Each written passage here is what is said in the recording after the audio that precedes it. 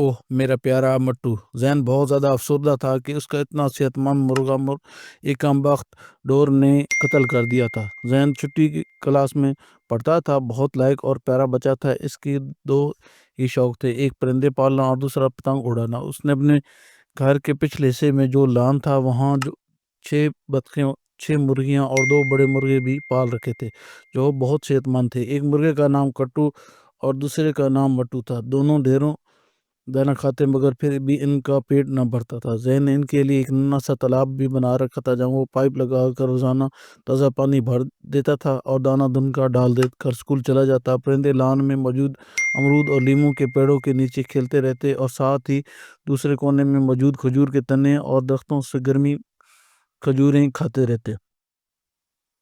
زین school میں سے واپس آ کر اپنے پھر دانہ ڈالتا اور اپنی ڈور اور پتنگ لے کر چھت پر چڑھ جاتا۔ شام تک پتنگ اڑاتا۔ زین کی امی کو بطخوں اور مرغیوں کے تازہ دیسی انڈے بھی وافر مقدار میں دستیاب ہو جاتے جو زین اور اس کی بہن بھائیوں کی خوراک کا حصہ بن جاتے۔ زین بھی اپنا من پسند انڈا کھا کر خود کو بہت صحت مند محسوس کرتا۔ زین کے بابا یہ سوچ کر خوش ہوتے کہ چلو اچھا ہے، میرا بچہ موبائل جیسی گندی بیماری سے تو بچا ہوا ہے۔ اس طرح وقت بھی اچھے سے گزر رہا ہے کہ ایک دن زین کو اپنے والدین کے ہمراہ اس کے ابو کے دوست کے گھر ایک پہاڑی گاؤں میں شادی پہ جانا پڑا۔ اس نے رات کو ہی تالاب بھی بھر دیا تھا اور پاس دانہ دن کا بھی بکھیر دیا۔ وہ صبح سویرے ہی گھر سے نکلے اور دن بھر شادی میں شمولیت کے بعد جب رات گئے واپس آئے تو 1 بج رہا تھا۔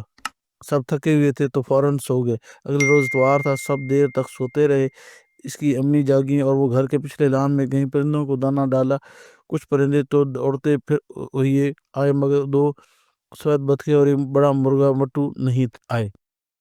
وہ پریشان ہو گئی۔ آگے جا کر دیکھا تو وہ تینوں امرود اور لیموں کی کیریوں کے درمیان سوکھی گھاس پھوس پر گرے ہوئے تھے اور ان کے شکار نے بھی وہ بطخیں اور مٹو نہ اٹھ سکے۔ وہ فوراً کمرے میں آئیں تو زین جاگ چکا تھا۔ انہوں نے اس سے سارا احوال بتایا تو زین دوڑتا ہوا لان میں گیا اور اس کے ابو بھی اس کے پیچھے آ گئے۔ زین نے فوراً اپنے پیارے مٹو کو اٹھایا تو وہ ایسے بے خود سا ہوا پڑا تھا۔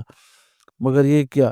مٹو کے دونوں پنجے ڈور میں الجھے ہوئے تھے۔ اس کے ٹانگیں شدید زخمی ہو چکی تھیں جس سے مسلسل خون رس رس کر اس کی پنجوں میں جم چکا تھا۔ زین کے بابا نے فوراً بطخوں کو اٹھایا تو ان بیچاریوں کا بھی حال یہی تھا، سب کی ٹانگیں زخمی تھیں۔ زین کی ماما کینچی لے کر آئیں اور ڈور کاٹ کر پرندوں کو الجھی ٹانگوں کو آزاد کرایا، مگر بھوک، پیاس اور زخموں کی شدت نے انہیں ادموا سا کر دیا تھا۔ زین اپنے بابا کے ساتھ مل کر فوراً جانور کے ڈاکٹر کے پاس لے گیا جہاں پہ کافی رش تھا۔ پتہ چلا اکثر لوگوں کے جانور اور پرندوں میں زخمی تھے، اس لیے وہاں بھی کافی انتظار کے بعد جب ان کی باری آئی تو ڈاکٹر صاحب کے چہرے کو دیکھ کر زین بہت زیادہ پریشان ہو گیا، کیونکہ انہوں نے بتایا کہ مرغا تو مر چکا ہے مگر بطخوں کے زخموں پر انہوں نے دوائی لگا دی اور کچھ دوائی ساتھ بھی دے دی کہ گھر جا کے بھی لگا دے۔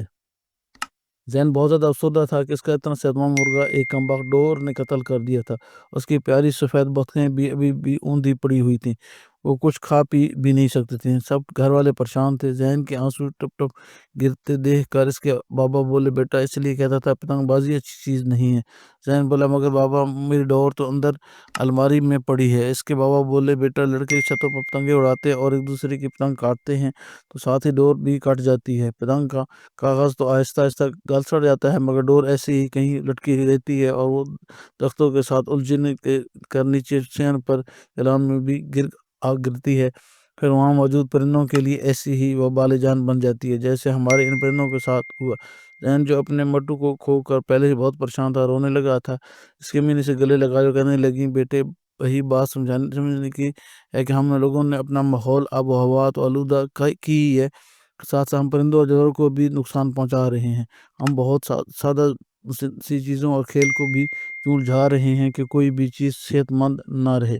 زین بولا، ماما وہ کیسے؟ زین کی ماما بولی، بیٹے شیشے کی ڈور کی جگہ سادہ ڈور بھی استعمال کی جا سکتی ہے۔ پھر زین کی ماما نے اسے بتایا کہ چند دن پہلے جو آندھی آئی تب اس آس پاس اتنے سارے شاپر اڑ کر ان کے لان میں آگے گئے تھے اور ایسے ہی ایک شاپر کے بطخ کے گلے میں ڈل گیا۔